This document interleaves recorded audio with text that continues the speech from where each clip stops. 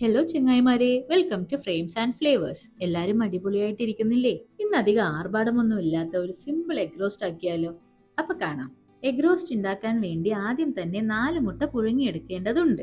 അതിനുവേണ്ടി ഞാനിവിടെ 4 മുട്ട കഴുകി കുക്കറിലോട്ട് മാറ്റി കൊടുക്കുന്നുണ്ട്. മുട്ട വേവാൻ ആവശ്യത്തിനുള്ള വെള്ളം കൂടി നമുക്ക് ഒഴിച്ചു കൊടുക്കണം. മുട്ട പൊട്ടാതിരിക്കാൻ വേണ്ടി ഞാൻ അല്പം ഉപ്പ് കൂടി ഇതിൽ ചേർത്ത് കൊടുക്കുന്നുണ്ട്. ഇനി ഇത് മീഡിയം ഫ്ലെയിമിൽ ഒരു വിസിൽ വരട്ടെ. ഈ സമയം കൊണ്ട് നമുക്ക് മസാല റെഡിയാക്കി എടുക്കണം. അതിനുവേണ്ടി ഒരു കടായി അടുപ്പത്ത് വെച്ച് അതിലേക്ക് 2 ടേബിൾ സ്പൂൺ വെളിച്ചെണ്ണ ചേർത്ത് കൊടുക്കണം. ഇനി അതിലേക്ക് 3 വലിയ സവാള നൈസായി മുറിച്ച് ചേർത്ത് കൊടുക്കണം. ഇതിപ്പോ 4 മുട്ടക്ക് വേണ്ടിയുള്ള അളവാണ് ഞാൻ പറയുന്നത്. റോസ്റ്റ് ആയതുകൊണ്ട് സവാളയാണല്ലോ ഇതിൽ മെയിൻ ആയിട്ട് വേണ്ടത്.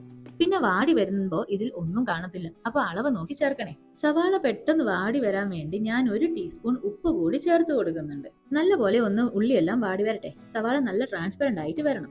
ഒന്ന് കളറൊക്കെ മാറി വരുന്ന സമയത്ത് 2 പച്ചമുളക് കൂടി ചേർത്ത് കൊടുക്കണം. നിങ്ങളെ എരിവിനനുസരിച്ചിട്ട് പച്ചമുളക് ഉപയോഗിക്കാവുന്നതാണ്.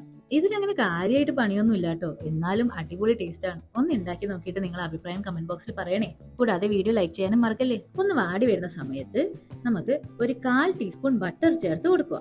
ഇതാണ് ഇതിന്റെ ഒരു കുട്ടൻസ്. നിങ്ങളുടെ ഇഷ്ടത്തിനനുസരിച്ചിട്ട് 1/4 ടീസ്പൂൺ മുതൽ 1/2 ടീസ്പൂൺ വരെ ചേർത്ത് കൊടുക്കാൻ പറ്റും. അങ്ങനെയാകുമ്പോൾ വെളിച്ചെണ്ണ ഉപയോഗിക്കുന്നത് 1.5 ടേബിൾ സ്പൂൺ യൂസ് ചെയ്താൽ മതിയാവും. എല്ലാം നല്ലപോലെ വരണ്ടു വന്നിട്ടുണ്ട്. ഈ സമയത്ത് ഇതിലേക്ക് 1/2 ടീസ്പൂൺ മഞ്ഞൾപ്പൊടി ചേർത്ത് കൊടുക്കുന്നുണ്ട്.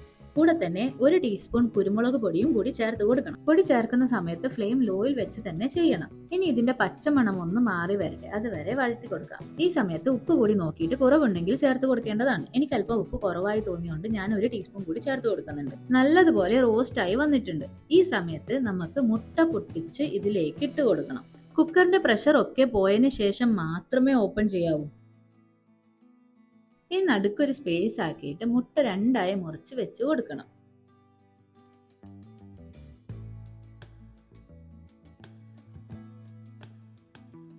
ഇനി ഈ മസാലയൊക്കെ ഈ മുട്ടേന്റെ മേലെ ഒന്ന് ഇട്ട് കൊടുക്കാം. എന്നിട്ട് ഒരു 5 മിനിറ്റ് ലോ ഫ്ലെയിമിൽ അടച്ചു വെച്ചേക്കണം.